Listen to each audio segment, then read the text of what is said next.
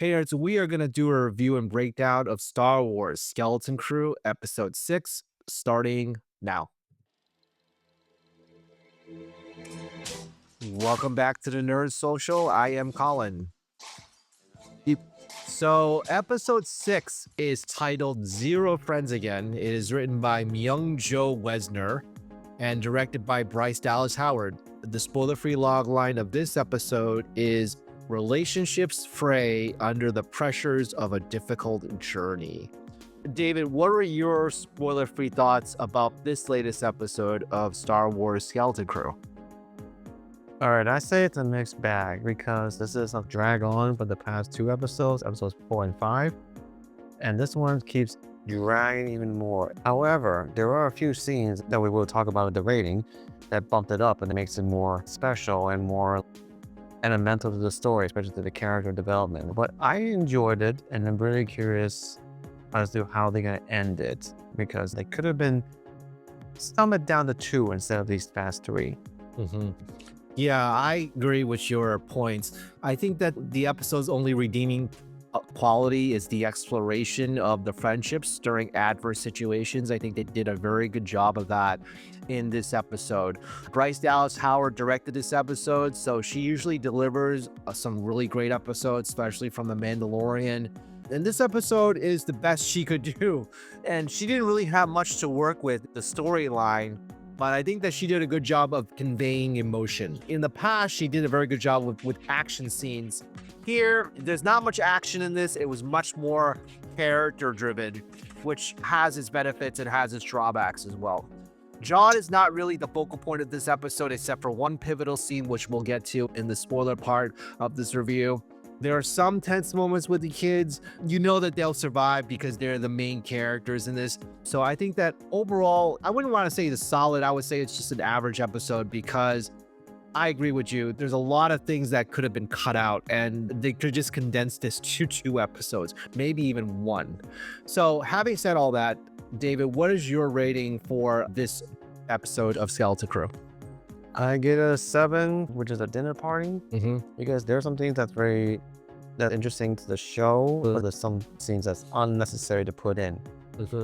Yeah, I agree with you. I gave this a 7 as well because I think that this could have been a 5, but because I really like the fact of the character development and also there's a nice surprise at the end of this episode, it really helps to boost the rating up to an average rating.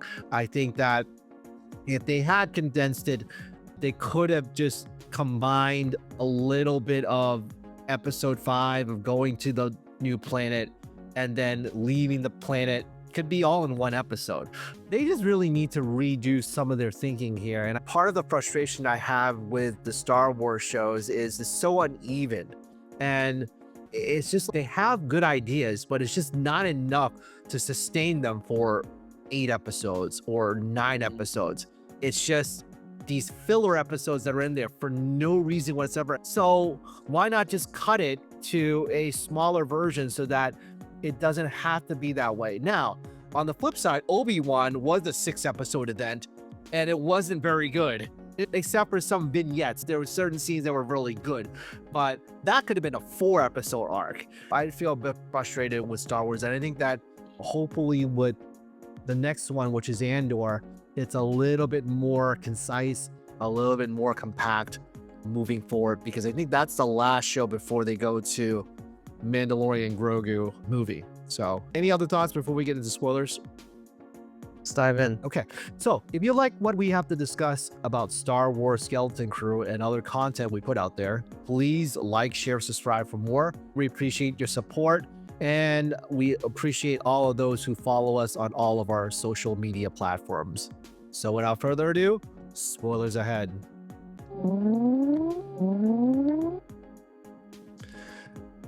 So we start off with an appearance of Jaleel White. And it's funny because he's not appearing in the credits. I'm not sure if it is one of his stipulations of being in the show that he didn't want to get credit for it. I am not sure, but it may be in the credits at the very end of the show. And in this scene, he survived the acid bath. Jod is coming out of the treasure room that's there with all this loot. And it seems as though his pirate friends are not very convinced and not very impressed about his loot. We also saw from the last episode that Pocket was the one who betrayed him. And he doesn't look very happy here because he knows that he's captured and he knows that his grip is pretty much up. And we then see that he is before Brutus here. Brutus is like the wolf character from Star Wars A New Hope, amped up a little bit. And what is your thoughts, David, on the rule? It's like the parlay rule from Pirates of the Caribbean, where he's given another chance to convince the fellow pirates, hey, spare my life. What were your thoughts about that and your thoughts about Jod's capture? And they didn't show the lightsaber, which is strange. No. Yeah. I was hoping for the lightsaber that he would come out and at least try to escape from the pirates, but that was a letdown because I was expecting the lightsaber to come out. But they did come out, but he didn't use it. Then he was captured and was brought on the ship in front of Brutus. They did something called the appeal or something like that, which was like equal time where two sides were to speak their piece of like why they should do this, why they should do that. In this case, they give Jod Nanowood or Captain Slevo a chance to say a few words of why they should listen to him. And he revealed that the treasure is the mint that creates more of those. And not only that, but also they say that they have the coordinates.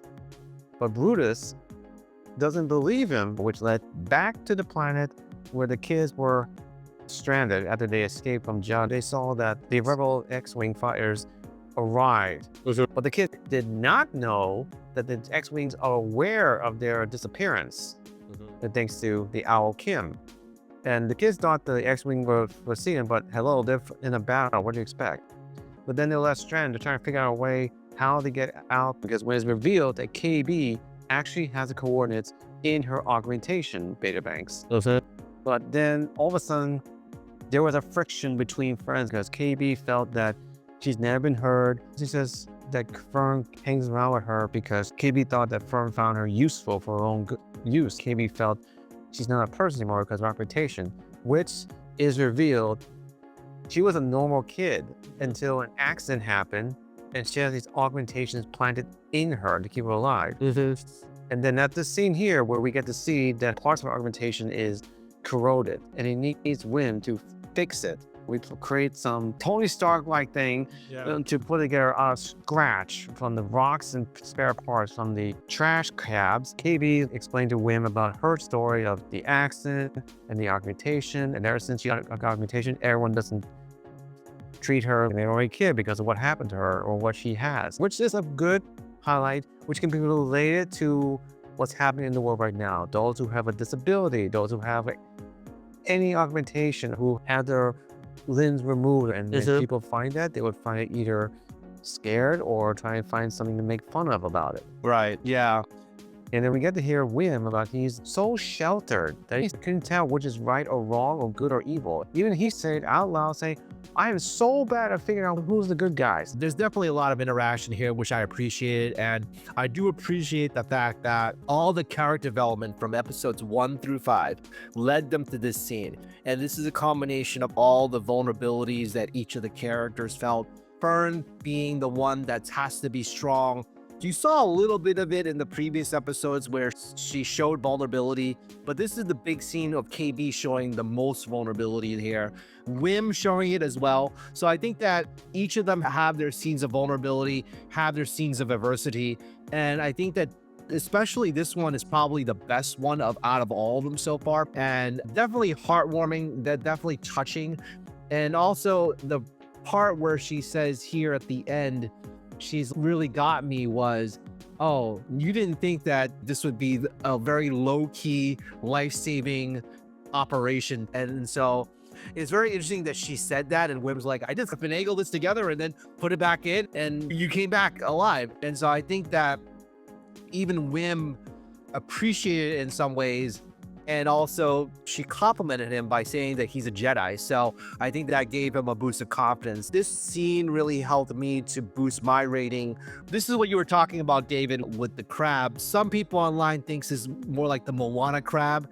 I see it as more of the Pirates of the Caribbean at World's End, the beginning of it, with Jack Sparrow getting trapped in Davy Jones's locker. So what was your reaction with the crab here? They first thought that the crabs were just the trash crabs, was what they called, are friendly.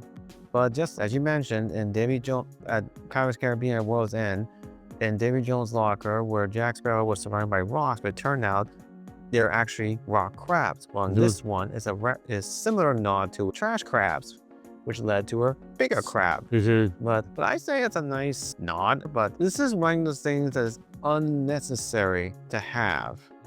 But by seeing what the writers and the director is going with this, is showing how it's pretty bringing the characters back together again. Right. But they could have gone to the scene where all four of them, where they had the argument, and yes, they back out a little bit, Right. and they come back together. Right. That's it. You don't need this. Yeah, that's true. And I think that the whole premise of the Zero Friends again is basically KB's vulnerability, that because she's outcasted and Fern is the only one that really was her friend back on at Aden. But then Wim reassuring her that you're not the only one, that we're in this together. This is the other cool scene that was at the end where they were almost getting consumed by the trash compactor, and basically the onyx cinder is coming out of its shell, just like the kids are coming out of their shells. So it's a lot of symbolism here. And then they were able to fly off with this new upgraded onyx cinder. But David, you mentioned before we recorded this that, was this really necessary, like the whole shedding of the skin to make them escape the trash compactor? Do you think that was a necessary plot device? Actually, I would say this is a clever way of doing it, but it contradicts why SM33 said, do not ever touch that button. Right. But I'm like, what's wrong with it? They thought it was like a self-destruct button. Also, But it's not. It's just basically detached the armored shell. It's like Iron Man a little bit when he detached the ice from his armor. This is a little metaphoric in a way of coming out of his shell, showing its true form. The circumstances is that the ship is abandoned. So what do? Toss it. What else can you do? The only thing that would be lame is just that they found the ship and fly off without this kind of thing. So I guess it's not a half and half saying it's unnecessary to have that kind of action happening. At the same time, it brings up a little flair to it and brings up a prologue to the climax of the show. The show is more organized than Acolyte. It doesn't lose track of the story. It has better character development. right. Yeah, I agree with you. I think that unfortunately they made a lot of missteps in Acolyte, and also because of the trolls, I think that really brought the show down. This one is definitely much more organized. Yes, there's some gripes about it. I don't think it's still great, but it's enjoyable because I think that what John Watts and Christopher Ford did was to set the tone of this whole episode of being a kids series, but it's more in the realm of Goonies, those 80s coming of age type of shows and movies. So it's not so much too kid friendly that it's not reachable for us adults, but it has some type of nostalgic value to it, which gives it that extra boost that I think it needed. Any other final thoughts before we wrap up this episode? Nope. Tell us what you have to say about Star Wars Skeleton Crew Episode 6 by commenting down below. Like, share, subscribe for more content like this, and we will see you in the next video. All right. Take care, everybody.